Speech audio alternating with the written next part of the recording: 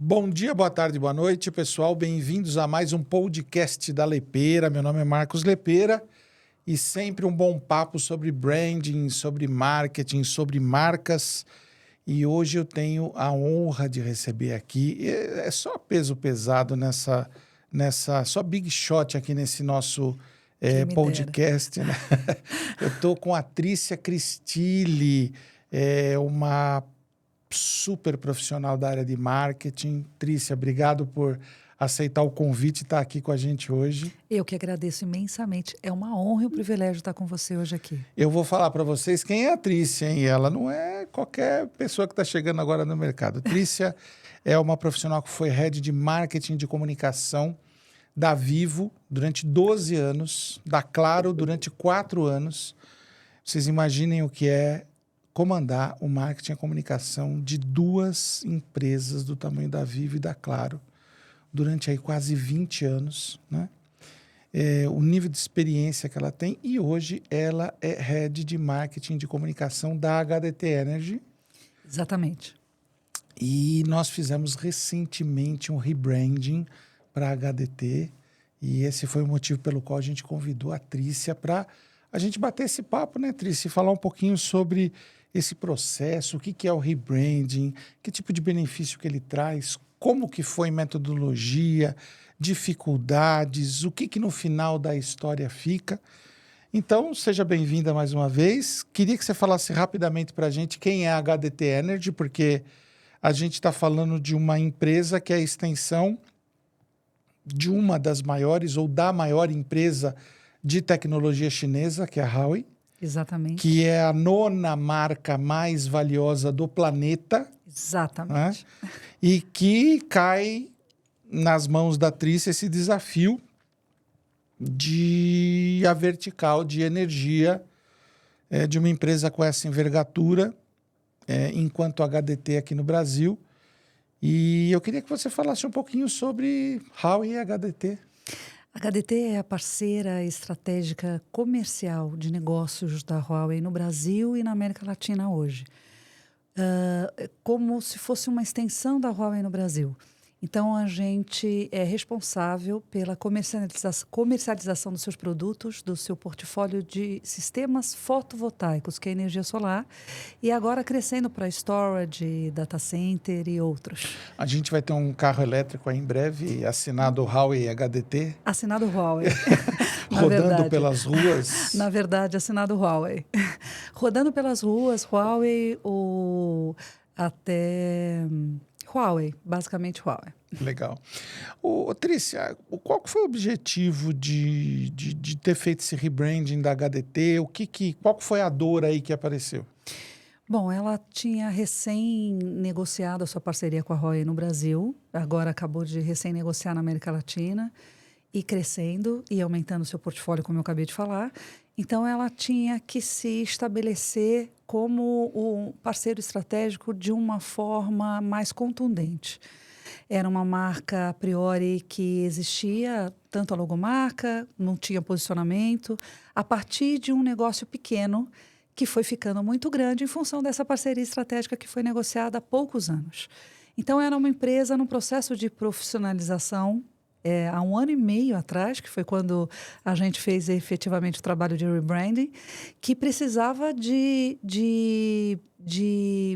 uma personalidade, precisava de força, precisava de algum protagonismo dentro do setor fotovoltaico, de energia solar, justamente para ir assumindo ao longo do tempo, que é o processo que está acontecendo agora, os demais steps de responsabilidade pela comercialização de até outros produtos e serviços disponíveis da Huawei no país. Quer dizer, o rebranding aí ele cumpriu uma função de ampliar a autoridade, dar mais visibilidade para essa reputação.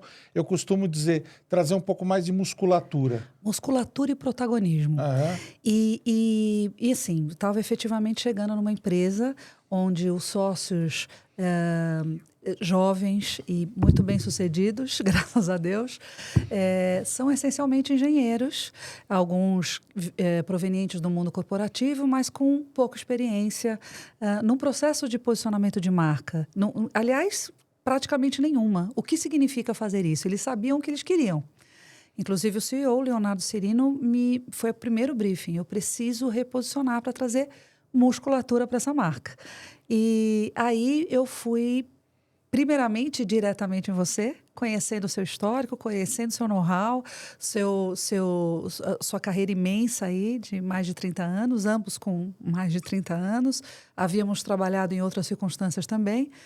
E pedi algo muito específico, porque eu tinha que fazer novas entregas a partir de um planejamento em função de um plano tático já aprovado em cerca de 1 mês e meio, 2, que era o principal evento do setor.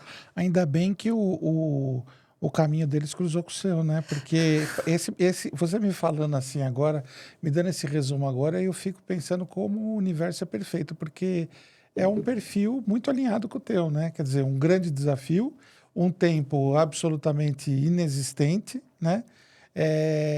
Um desafio que exige uma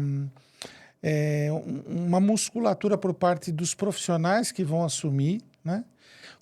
Como é que foi o lançamento dessa marca? Como é que foi a receptividade do mercado?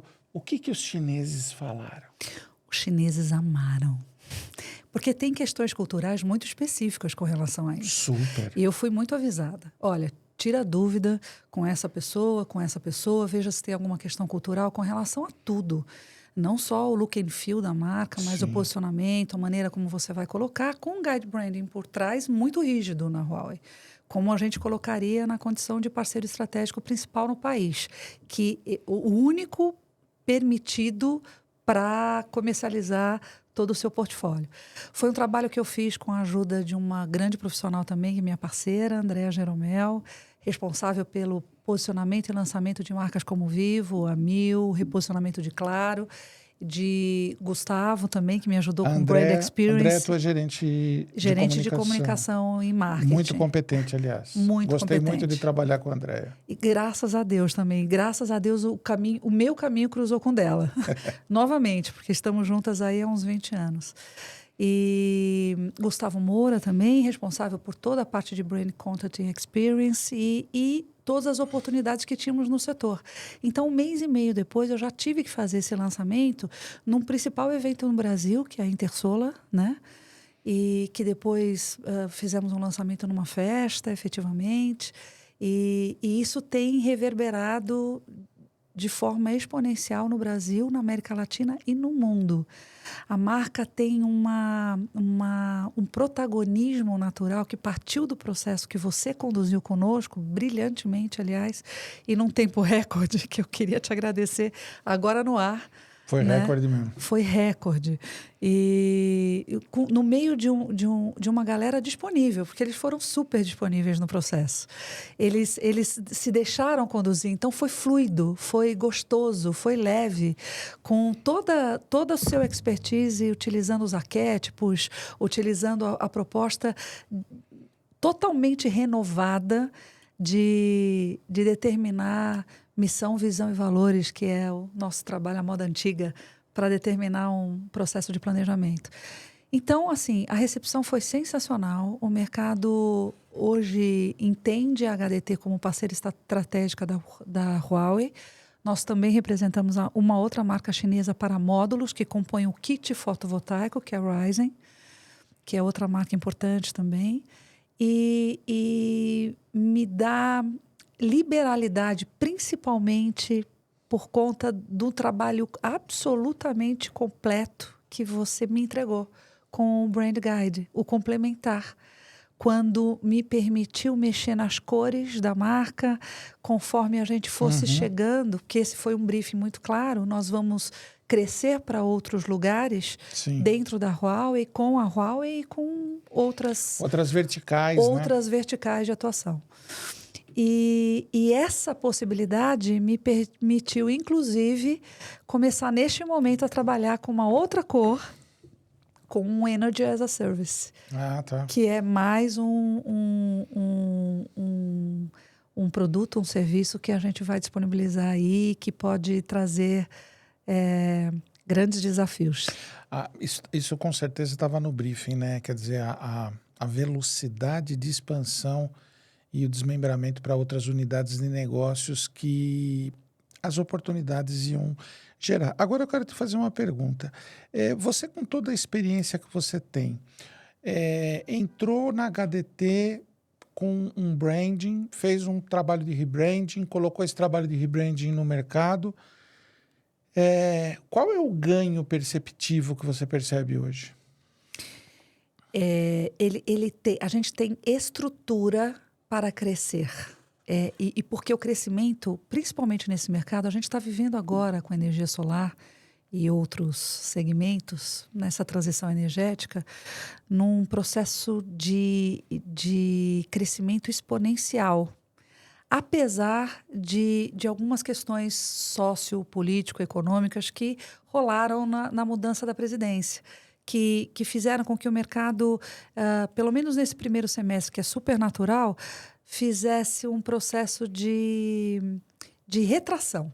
Então, nós vivemos um pouquinho isso, o mercado ficou um pouquinho com medo, mas ele voltou a crescer agora novamente com a mesma força. Então, as pessoas estão ainda se acomodando nesse segmento.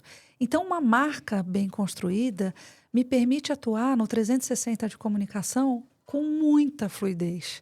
A gente sabe exatamente o que fazer, o que falar e como se posicionar em todos os aspectos, no trade marketing, PR, no processo de crescimento, de expansão, em como se portar, em como agir e no todo o trabalho de brand experience que uma empresa que trabalha B2B, que é exatamente o que nós somos hoje, exige muito. Os eventos brotam de todos os lados, as negociações, as discussões, como crescer, porque a gente está vivendo o que Telecom viveu há 25 anos atrás. É verdade. Entendeu? É verdade. Eu estou me sentindo há 25 anos atrás, 25 anos mais velha, com alguns desafios. Quando a gente, dentro de um processo desse, a gente fala que vai trabalhar com 3 tarôs, né? Um tarô de valores, um tarô de atributos arquetípicos e um tarô de tom de voz de marca. Como é que isso bate dentro de uma empresa como a HDT? Eu nem vou perguntar como é que isso bate para você, porque eu também sei que você tem o teu lado de amiga das cartas, né? Sou um pouco amiga só. Só um pouco. Mas como é que isso bate lá dentro? Foi um processo de estranhamento natural, de novo. Estou falando de um segmento que é essencialmente de engenheiros, Sim. Engenheiros elétricos. 2 e 2 é 4. Exatamente. Mas eles foram muito disponíveis. Então, foi muito legal. É verdade. Foi muito legal. Você conduziu com muita agilidade, teve todo o seu carisma, todo o seu know-how para fazer isso acontecer. Eu simplesmente saí da frente, só marquei os agendamentos e foi lindo de ver. Entendeu? Então, causou estranhamento, obviamente, mas bateu 100%. E hoje está tudo certo, porque hoje comanda, por exemplo, processos de comunicação digital que a gente está só... Você fala assim, pô, mas muita coisa aconteceu, mas tem muitas outras coisas que ainda estão no seu processo muito, muito incipiente, ainda é muito bebê. Como o processo de comunicação digital, como o processo de trade marketing. Tem muitas coisas muito básicas ainda sendo construídas e outras coisas correndo loucamente, que a gente, inclusive, tem que correr atrás. E a marca me permite fazer isso com tranquilidade. Basta voltar e olhar para o Brand Guide e falar, é assim que a gente vai fazer. E isso a Andréa me suporta fantasticamente bem. É muito bom, né, quando a gente tem... todo esse estofo estratégico, mas a gente tem time que consegue fazer a condução tática disso, né? Deixa a gente livre um pouco para poder pensar para onde a gente está indo, como a gente está indo. Todo o time, todos absolutamente necessários. A Luciana, a Gabriel, o Lucas, o Henry, BI, toda parte, na verdade. Eu sou muito grata, eu sempre fui de time, né?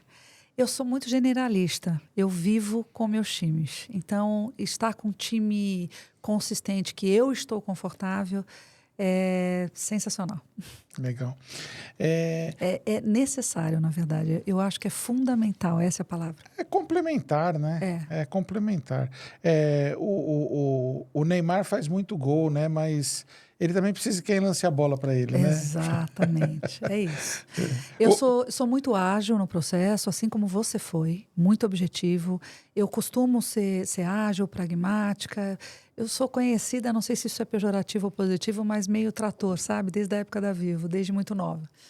Mas para um processo de startup de setor, que é o caso onde a gente está vivendo nesse momento, que intimamente, inconscientemente talvez, eu estava desejando. Ele é absolutamente necessário.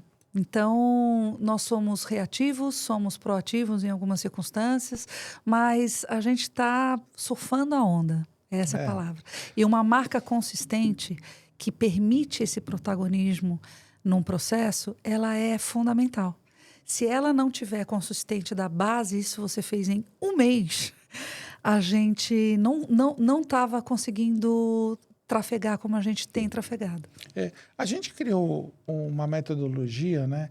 Porque assim, nesses 45 anos meus de branding, quase 1.000 marcas construídas, a gente foi para muitos caminhos e muito lado, né? Foi para um lado, foi para o outro, foi para o lado, até que a gente chegou.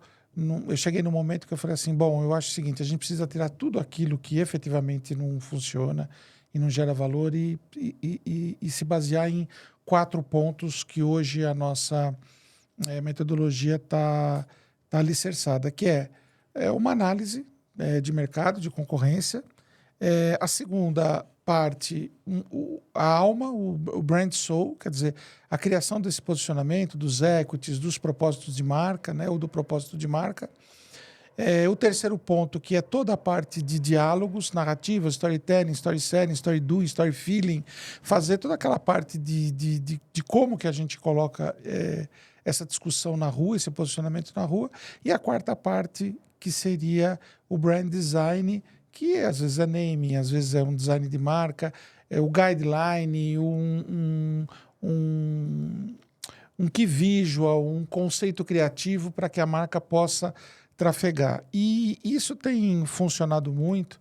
A gente tem a grata felicidade de atender assim marcas muito conhecidas dentro do mercado e de conversar com profissionais assim do teu nível, né? E o que a gente percebe é que muitos profissionais dizem assim: nossa, cara, tem uma vantagem muito grande de trabalhar com vocês. Vocês têm uma visão assim de simplificar aquilo que é muito complicado e o mercado, de maneira geral, complica aquilo que é muito simples. E a gente já sabe que a vida corporativa ela já é muito complicada pela própria natureza dela, né? Se a gente não vem e não procura colocar um olhar de simplicidade diante disso, eu acho que fica uma carga muito grande para o head de comunicação ou de marketing, né? E é isso que eu queria te agradecer imensamente, enormemente, Marcão, porque você imprimiu isso no processo. E eu vou te confessar que eu estava com receio antes, porque eu falei, como é que eu vou fazer para explicar toda essa subjetividade de um processo de rebranding que tem a ver especificamente com marketing, com comunicação em si, para vários engenheiros, empreendedores que têm zero interface com isso. Obviamente, eu precisava da disponibilidade deles e eles nos deram, mas você conduziu com maestria e foi fluido, de novo. E se não tivesse sido simples, se você não tivesse tocado sem nenhum techniquez, o comuniquez que as pessoas usam, muito publicitário, etc., eu não teria conseguido. E eu vou te falar que a gente tem uma demanda ainda, eu e a Andréia e o time todo, bastante importante que a gente não conseguiu fazer em função da dinâmica urgente desse segmento que está crescendo exponencialmente, que é justamente o desdobramento. A gente ainda precisa fazer isso. Então, a retração no mercado e toda essa demanda urgente que nos fez acomodar durante esse ano não permitiu que a gente fizesse o desdobramento conforme as orientações dadas pela Lepera Comunicação. Então, a gente provavelmente deve fazer isso para o próximo ano, até porque o time está crescendo enormemente e as demandas também, os objetivos também e as metas também. Então, isso tem que acontecer em paralelo para que ele esteja intrínseco, inclusive no processo comercial. Porque tudo que vocês nos entregam de bagagem para tratar a marca, os valores, o tom de comunicação, ele não acontece só nas redes sociais, na comunicação offline, na mídia eletrônica. Isso tem que acontecer no dia a dia, na interface com todos os nossos stakeholders. E isso é um trabalho essencialmente nosso, que meia culpa por conta provavelmente da necessidade de mais time, de mais estrutura e do desespero do mercado, que é natural no dinamismo desse startup, desse setor, a gente não conseguiu fazer ainda. Mas a nossa expectativa para o próximo ano é que a gente consiga fazer com a mesma maestria que você nos imputou no processo. Nos use para isso, né? A gente desenvolveu lá na agência, eu costumo sempre brincar com isso, né? A gente desenvolveu uma habilidade de lidar com mentes muito racionais, né? A gente atendeu durante muitos anos empresas alemãs, né? Empresas nórdicas, empresas orientais, né? A gente atendeu a Duke Energy, maior empresa de geração de energia hidrelétrica do mundo, que foi comprada pela CTG China Trigordius, e a gente lidou muito com os chineses durante muitos anos. E eu costumo dizer que a gente desenvolveu uma capacidade de entender essa mente do engenheiro, mas trazer um pouco do borogodó brasileiro para eles. Exato. Né? E eu sempre disse para eles o seguinte, olha, tem uma frase que sempre foi muito determinante nesse processo, né? Que eu dizia assim, olha, você tem que entender que nós somos latinos. Nossa Exato. mente não é germânica, anglo-saxã, a nossa mente não é nórdica, a nossa mente não é oriental. Nós somos latinos, nós somos um povo extremamente simples e extremamente complexo de se entender, porque a gente não faz as coisas só pela questão racional. Tem gente que abre mão de uma carreira de décadas dentro de uma empresa porque não está feliz. Exato. Né? Em que lugar do mundo que se faz isso? Né? Exato. E o brasileiro faz muito disso. Né? Exatamente. E o que faz a gente ter a dor e a delícia de ser o que a gente é. Então, tem muita empresa que nos procura e diz a seguinte frase, né? Nossa, olha, você precisa se preparar porque aqui são engenheiros, ou olha, você precisa se preparar porque a família que comanda o dia da marmota, a empresa, né? aqui é tudo muito difícil. Eu falo assim, gente, a gente tem uma especialidade, porque o que eu aprendi também, sabe, Trícia, com o projeto de branding? De verdade, nós somos interpretadores e organizadores da alma de vocês. Nada além disso. Foi exatamente isso que você fez, Marcos. Você interpretou a alma, especialmente dos sócios, do núcleo daquelas pessoas que fizeram acontecer essa empresa que hoje cresce exponencialmente. A gente ouve muito assim no final do processo. Nossa, parece que você entrou na nossa cabeça. Eu falo assim, não parece. A gente entrou porque o nosso processo de 90 dias, de 120 dias, ele é um processo onde a gente se encontra semanalmente e a gente vai fazendo assim. Eu pego as informações que vocês me passaram, analiso, organizo, obviamente imputo nela a nossa experiência e valido com vocês. E vou fazendo isso semanalmente, até que no final do processo vocês reconheçam o DNA de vocês ali naquele material. Porque eu sempre digo o seguinte, sabe, Trícia? Eu vou conviver com aquela marca alguns meses. Vocês, às vezes, vão conviver com aquela marca a vida toda. A vida toda. Né? Então, precisa ser uma coisa que fale com vocês, que seja de vocês. Exato. Né? E uma marca, por mais corporativa que ela seja, né, ela sempre é a soma dos propósitos individuais, de visão das pessoas que estão ali à frente. Por mais multi-big que ela seja, ela sempre reúne a expressão disso. Né? Sempre parte de um princípio humano, que é um elemento que a gente tem procurado colocar cada vez mais e bater cada vez mais nessa tecla, né? De ter fatores humanos dentro da marca. Né? É engraçado, tem que ter uma sensibilidade que, te conhecendo profissionalmente, pessoalmente, eu sei que você tem. E você fez isso com uma maestria. Agora, você imagina eu contando para aquela galera que a gente ia fazer o processo de rebranding com a técnica do tarô, Eu imagino. com a técnica dos arquétipos, dos deuses. Aí eles ficaram me olhando, falaram, Trícia, aqui não é uma questão espiritual. Eu falei, eu sei. Eles brincando, obviamente, porque eles estavam absolutamente disponíveis e você traduziu a alma daqueles sócios, que são 3. É. O que as pessoas também, eu acho que elas entendem, né? De alguma forma elas entendem, é assim,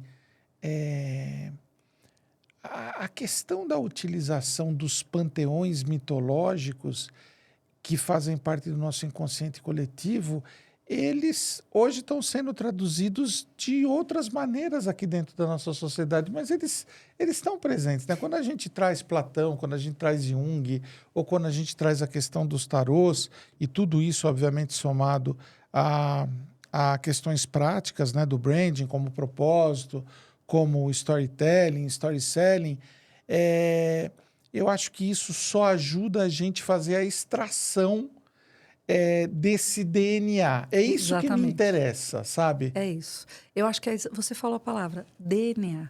Você chegou lá.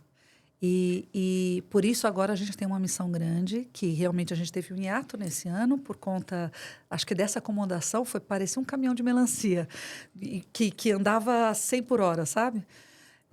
Mas apesar desse processo, desse ato que a gente teve, é nossa missão para o próximo ano, inclusive solicitada pelos líderes dessa empresa hoje, que fizéssemos o desdobramento para dentro e para todos os stakeholders dessa marca. Essa é uma etapa importante, sabe? A etapa de fazer com que isso seja de todos, né? Fazer Exato. com que essa história seja comprada, né? Eu sempre, até por ter uma carreira de palestrante, né? Eu sempre me disponibilizo para os nossos clientes para vender isso internamente, né? Tá contratado, viu? Novamente. Bacana. Nós vamos precisar. Eu não acredito que nada, isso é uma frase minha de efeito que tem décadas. Eu não acredito que nada seja vendido da porta para fora que antes não foi vendido para a porta para dentro. Nada. Eu já tive lá nos primórdios da agência situações onde a gente era contratado e aí eu ia conversar com, por exemplo, nível de gerência e o cara falava assim para mim, você sabe que a última campanha que a ex-agência criou, você sabe que eu só fui tomar conhecimento dela quando eu abri a Veja no domingo em casa, né? E aí eu achava aquilo, eu falava, gente, mas isso é um absurdo, porque se você não vende isso intramuros, né? Exatamente, mas eu vou te falar que a minha missão, tanto na Vivo quanto na Claro, isso imposta ou até naturalmente, de forma orgânica, sempre foi fazer o trabalho de comunicação interna antes, o window marketing antes. Na verdade, com muito detalhe, Vivo e Claro eram muitas pessoas, eram muitas áreas, eram muitos segmentos. Então, a gente tinha essa demanda, não podia sair absolutamente nada. Isso imposto por mim ou imposto pela organização, sem que todas as áreas tivessem conhecimento. Isso, o trabalho foi muito bem feito. Hoje, numa empresa que é relativamente nova, a gente está conseguindo imputar esses processos desde o início, né? Ainda de forma incipiente, mas é o nosso objetivo também. Eu tenho bastante cuidado com isso. Legal. Trícia, bom, infelizmente a gente chegou aqui nos últimos minutos do nosso papo, que é um papo rico, né? Porque eu sempre fico muito feliz. Tem muita gente que me pergunta assim, nessa altura do campeonato, nessa altura da tua vida, o que você quer? E eu sempre costumo dar a mesma resposta. Eu falo assim, eu quero troca. Troca. O que me interessa é troca, é ensinar e receber. E receber. Né? Quero troca. E hoje em dia a gente está vivendo uma crise dentro do mercado muito difícil com relação à troca, porque numa parcela muito expressiva, às vezes você dá, e do outro lado vem muito pouco, né? E a gente que tem uma obsessão por crescer, evoluir, questionar até o que a gente está fazendo, né? Precisa muito de troca. E eu acho muito bacana ter esse papo com você, porque, primeiro, que ele é um papo muito rico, um papo de muita troca, né? Você me falou coisas aqui que eu não imaginava, né? E que bacana que a gente conversou sobre isso, porque Eu que agradeço. as nossas vidas corridas, às vezes, nem possibilitam a gente... Nem por WhatsApp. Verdade, né? Às vezes eu mandava uns WhatsApps assim pra Trícia, assim, oi, parceira, tudo bem? E ela me respondia com aquele emoji da sirene, assim. Tipo assim, porra, isso daqui tá pegando fogo. Eu acabei de vir do médico, eu falei, moça, deixa só o coração legal. E, assim, me deixa inteira. Eu tenho muita coisa para fazer ainda e tô correndo. Então, queria te agradecer. Achei que o nosso papo foi muito rico para quem nos assistiu, né? Rico para que as pessoas conheçam você, conheçam mais sobre a tua história, sobre o teu legado. É o que eu falei no começo, 16 anos de Vive Claro como Head de Comunicação e Marketing, a gente está falando de alguma coisa que precisa ter muita consistência, né? Precisa ter muito background, né? Mas de carreira, irmão, foram já 35. Eu comecei aos 17. Tá certo? Eu comecei com... Eu tô de carreira, eu tô com 45, comecei com 13 anos, tô com 58. Você ganhou, hein, meu? Meu primeiro emprego... Na verdade, minha carreira de marqueteiro começou com 10 anos de idade. Eu sempre costumo contar isso nas palestras, né? Contar rapidinho para você. A gente morava em São Caetano, na Vila Barcelona, ali na Conselheiro Lafayette. E na Rua Taipas, 2 ruas para cima, tinha aquela famosa feira de rua, de quarta-feira. Você ia lá? E mamãe ia fazer, né? Ia comprar lá os legumes, as verduras, o queijo, que tinha o queijeiro e tal. E eu ia levar o carrinho, aquele carrinho de feira aramado, dourado, né? Ia levar o carrinho, carregar a sacola para ela.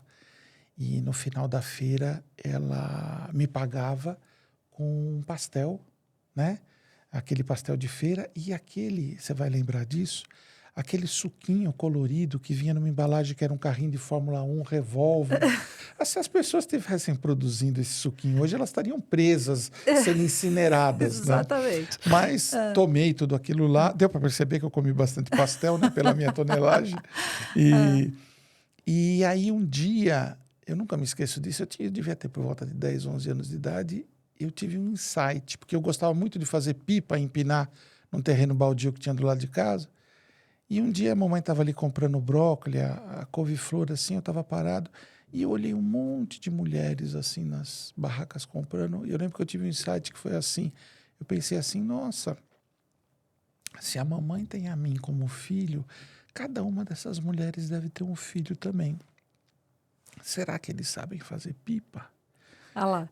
E aí, naquele dia, quando a gente chegou em casa, eu falei para ela assim, mãe, a senhora podia me arrumar, sei lá, em dinheiro de hoje, R$20? Ela falou, para quê? Eu falei, eu queria ir lá na papelaria do Maurinho para comprar material para fazer pipa. Ela falou, nossa, mas você tem tanta pipa. Aí eu falei, não, eu quero fazer para vender. E aí a minha mãe, que sempre foi uma apoiadora, assim, contumaz de tudo que... A minha mãe, ela teve uma qualidade, assim, que ela sempre me apoiou, sabe? Sempre deu linha, sempre. Para toda e qualquer loucura, inclusive. Tudo. Minha mãe, e ela só falava, ela olhava e falava assim para mim, você é terrível, né? Mas o terrível dela Era positivo. Eu tô te apoiando. E comprei na outra quarta-feira, enquanto a mamãe estava comprando as coisas, eu ia falando para as mulheres, a senhora não quer comprar uma pipa para o seu filho para me ajudar? E no final daquele dia, eu devolvi o capital de giro que eu tinha pegado emprestado para minha mãe, sobrou um dinheirinho, e ali eu comecei, hoje eu vejo que ali nasceu um homem de marketing. Um homem de marketing. Entendi. Mas com 13 anos eu tive meu primeiro emprego no Diário do Grande ABC, no departamento de publicidade de um jornal lá em Santo André, que era o maior jornal da região. E eu trabalhei, acho que durante 2 anos. Olha como a vida é generosa com a gente, né? A minha função era receber os anúncios das agências de propaganda da região para publicar no jornal. E aí eu tive contato com todas as agências da região. Você definitivamente é alguém predestinado. É Agora, verdade. vou te falar, Marcão, a nossa idade não é muito diferente, mas quando eu entrei na faculdade e saí da faculdade, uma das agências que eu não me esqueço e que eu sempre ouvi falar já era Lepera Comunicação. É mesmo, tô velho, hein? Tô velho. Cara, eu estava na faculdade, hein? E a gente tem uma coisa que eu acho muito importante para os jovens aí, eles falam, Tri, o que é um presente aí do destino que você traz e que talvez a vida possa te entregar? A certeza de saber o que quer fazer. Eu também sempre soube. Aos 10 anos de idade, eu pedi, minha madrinha me dando boneca, que acho que era a única que ainda acreditava nesse lado, e eu pedi para os meus pais uma máquina fotográfica. E aí, a fotografia, a publicidade, fui para a agência e aí fiquei com muita vontade aos 21 anos de virar para planejamento. Eu falei, eu queria estar do outro lado. E aí, fui do outro lado a vida toda. E minha mãe falou, agora você está no seu lado, a bruxa mor. Eu falei, mãe, será? A pessoa, né, de bandana, sempre fui o bicho grilo, a pessoa da comunicação e da publicidade. Ela falou, não, este é o seu caminho. E aí, eu perdi ela, mas muitas das coisas que ela me falou aos 21 anos ainda acontecem. Você sabe que, eu não vou falar o nome da pessoa, mas foi uma funcionária minha durante muito tempo. E foi muito interessante porque ela começou comigo como assistente de arte. Uma menina muito tímida. Começou comigo como assistente de arte há muitos anos atrás. Eu estou falando de talvez 20 anos atrás, até um pouco mais. E ela começou como assistente de arte, muito boa. Depois foi promovida a diretora de arte. Já fazia uns 3, 4 anos que ela estava comigo. E um dia ela bateu na minha porta. Chefe, posso entrar? Eu falei, claro. E aí ela disse assim, chefe, eu queria pedir uma coisa, eu queria que você me apoiasse, né? Que medo, né? Não, eu fiquei feliz, né? Porque eu pensei assim comigo, puxa, ai que lindo, né? A pessoa pedindo apoio, né? Ela falou assim, eu não queria mais ser diretora de arte, eu queria ser mídia. E aí eu olhei assim, e falei assim, nossa, que incrível, né? Ela falou, por que incrível? Eu falei, pô, é porque é um pedido tão específico, né? Aí eu falei, ó, vamos fazer o seguinte, eu vou te apoiar. Eu vou fazer 2 coisas. Primeiro me dá 2 meses para eu arrumar alguém bacana para te substituir e depois eu te transfiro para a área de mídia. Eu tinha uma head de mídia na época. Ela foi minha mídia principal durante muitos anos. Um dia ela saiu e ela se tornou head, teve vários desafios profissionais. E ela se tornou head mundial de mídia na França de uma marca de cosméticos mundialmente conhecida. Incrível, né? Que lindo, né? Então, quando eu vejo isso assim, né, eu percebo como essas oportunidades elas passam, né? Tem um ditado no interior que diz que cavalo selado não passa 2 vezes na tua frente, né? Quando essas oportunidades passam, né? Eu pensar em vender a pipa, você não queria a boneca, mas queria a máquina fotográfica. Ela fala para mim que queria ser mídia. Essas oportunidades, num mundo de tanta indecisão, né? São oportunidades que realmente têm que ser ouvidas e É incentivadas. uma dádiva mesmo, É. saber o que quer, para onde quer. E outra dádiva é encontrar uma pessoa que ouve, que te dá oportunidade e que realmente presta atenção. Ou essa pessoa pode servir aqui, aqui ou ali. Essa sensibilidade é um presente. Até porque hoje em dia ninguém mais está ouvindo nada, né? Nem a si próprio. Eu vou te falar que eu acho que é o principal desafio do ser humano. Trícia, querida, muito obrigado. Olha, eu adorei te rever, adorei rever as histórias da HDT. Mande um grande abraço para os nossos amigos engenheiros. Pode deixar. Um abraço também para o teu time de marketing, para a Andréia, para o Gustavo. Para o Gustavo. Luciana, Gabriel, Henry. E obrigado pelas palavras aí de carinho e de incentivo. Pessoal, esse é o podcast da Lepera. Tudo que você já sabe, né? Se inscreva, assine, dê o joinha, dê coraçãozinho, Mande presentes de final de ano para nós, que a gente vai adorar. É isso aí. Obrigada demais pelo privilégio, pela honra de estar aqui com vocês. Tamo junto, parceira. Obrigado. Sempre. Tchau, tchau.